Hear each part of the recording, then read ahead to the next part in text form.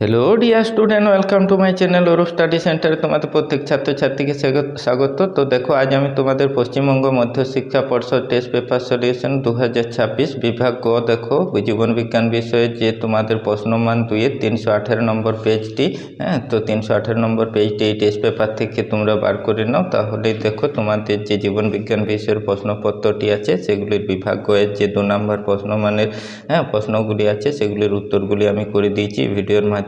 তো অবশ্যই অন্যান্য যে ভিডিওগুলি আমি তোমাদের এবিটি এবং পর্ষদের টেস্ট পেপার থেকে সকল বিষয় তুলে ধরছি এই চ্যানেলে, তো অবশ্যই সেই ভিডিওগুলি তোমরা দেখে নেবে। চ্যানেলটিতে যারা নতুন দেখছো অবশ্যই চ্যানেলটিকে সাবস্ক্রাইব করে রাখবে, কারণ তোমাদের মাধ্যমিকের আগে পর্যন্ত যে আমি সকল বিষয়ের গুরুত্বপূর্ণ সাজেশনগুলো এই ভিডিওতে তুলে ধরবো সেগুলি তোমরা পেয়ে যাবে। কেমন?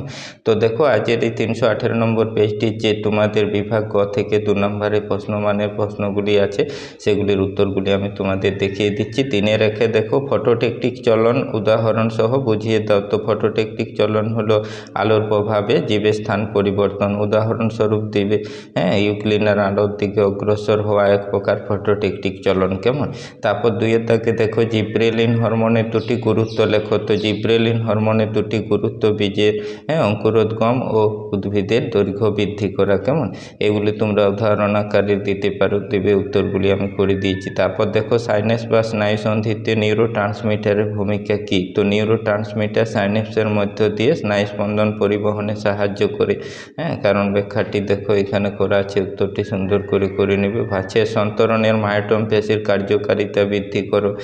মাছের সন্তরণে মায়োটম পেশির প্রধান ভূমিকা পালন করে, কারণ মেরুদণ্ডের দুপাশে অবস্থিত এই ডাব্লিউ আকৃতির পেশিগুলি পরপর সংকোচন প্রসারণের মাধ্যমে মাছকে সামনের দিকে এগিয়ে যেতে ও দিক পরিবর্তন করতে সাহায্য করে। তো দেখো সেই সুন্দরভাবে উত্তরটি দেখে নাও, তোমরা তৈরি করে নাও। এখন থেকে তৈরি করে নিলে তোমরা অবশ্যই এই প্রশ্নগুলির উত্তরগুলি কমন পেয়ে যাবে তোমরা।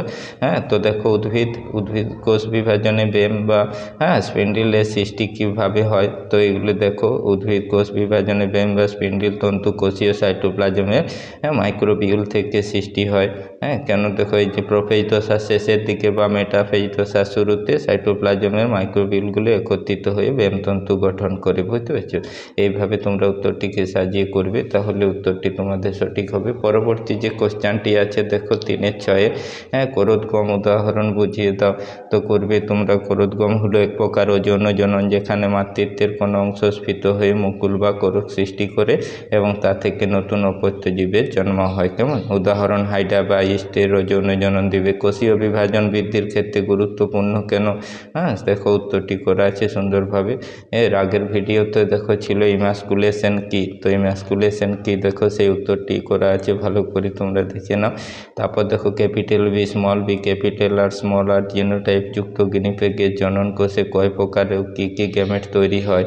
তো দেখো সেই গ্যামেটগুলি হলো কী সেগুলি তৈরি করা আছে, উত্তরগুলি ভালো করে দেখে তৈরি করে নাও। ট্রাফিক পুলিশ নিযুক্ত করার পূর্বে তাদের বর্ণাঢ্যতার পরীক্ষা করা অত্যন্ত জরুরি কেন?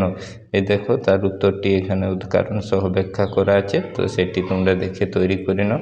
পরের পেজে দেখো তোমাদের যে পরবর্তী কোশ্চেনটি আছে 3-এর 11। তোমার পঠিত দুটি প্রাণী যাদের মধ্যে আচরণগত অভিযোজন দেখা যায় তাদের দুটি করে অভিযোজনগত বৈশিষ্ট্য আলোচনা করো। তো দেখো এখানে দুটি প্রাণী আমরা মৌমাছি ও উটের দেওয়া আছে। তো সেই তাদের মৌমাছি খাদ্যের উৎস জানতে ও আগেল চক্রাকার নৃত্য, উট গরম বালিতে হাঁটার সময় নাক বন্ধ করে নেয়, কম জল পান করে মরুভূমি শুষ্ক পরিবেশের সাথে অভিযোজিত হয়। এরকমভাবে তোমরা লিখবে। তারপর দেখো যোগ্যতমের উদ্বর্তন বলতে কী বুঝো? যোগ্যতমের উদ্বর্তনের সঙ্গে তোমরা জানো, দেখো এই তত্ত্বটির মূল ধারণাটা দেওয়া আছে। তারপর ওয়া গেল চক্রাকার নৃত্যর মধ্যে তফাৎ কী? দেখো এখানে সেই তফাতের সঙ্গে ব্যাখ্যা করা আছে। খাদ্যের উৎস বাস থেকে কম দূরত্বে প্রায় 100 মিটার কম হলে মৌমাছিরা চক্রাকার নৃত্য করে, আর খাদ্যের উৎস বেশি দূরত্বে হলে ওয়া গেলের নৃত্য করে। কেমন? অম্লবৃষ্টির ক্ষতিকারক প্রভাবগুলি উল্লেখ করো। তো দেখো সেই উত্তরটি এখানে করা আছে ক্ষতিকারক প্রভাবে। এইভাবে তোমরা লিখে নাও। তারপর দেখো পরবর্তী যে কোশ্চেনটি আছে 3-15 সে কোশ্চেনটি তোমরা দেখে নাও। এখানে ক্রমবর্ধমান জনসংখ্যার দুটি কুফল উল্লেখ করো। তো সে দেখো এখানে খাদ্য, বাসস্থান ও পানীয় জলের মতো প্রাকৃতিক সম্পদের উপর প্রচণ্ড চাপ সৃষ্টি হয়, বর্জ্য পদার্থের পরিমাণ বেড়ে যায়, পরিবেশের দূষণ বৃদ্ধি পায়। কেমন? কোনো স্থানকে জীববৈচিত্র্যের হটস্পট হিসাবে চিহ্নিত করার শর্তগুলি কি কি? তো দেখো সেই শর্তগুলি এখানে দেওয়া আছে, উত্তরগুলি তোমরা তৈরি করে নাও, দেখে নাও। JFM এর আগের ভিডিওতে আমি JFM এর গুরুত্ব এই প্রশ্নটি ছিল, তো তোমাদের সাজেশনমূলক সেই জীবন বিজ্ঞানের ফুল কোশ্চেনের আমি নিয়ে আসবো ভিডিও। তো তোমরা সমস্ত টেস্ট পেপার কেনিং যে সাজেশনটি সেটি আমি তোমাদের কাছে তুলে ধরবো পরীক্ষার আগে, তো সেগুলি তোমরা দেখে নেবে। তো দেখো এই ছিল আজকে 2 নম্বর প্রশ্নমানের যে ভিডিওটি, তোমাদের 318 নম্বর গুরুত্বপূর্ণ পেজটির। এগুলি তোমরা ভালো করে তৈরি করে নাও, তাহলে তোমাদের পরীক্ষায় ফাইনালে কমন পেয়ে যাবে, কাজে লেগে যাবে। অবশ্যই ভিডিওটি ভালো লাগলে লাইক দিয়ে বন্ধুদের মধ্যে শেয়ার করবে, চ্যানেলটিকে সাবস্ক্রাইব করবে।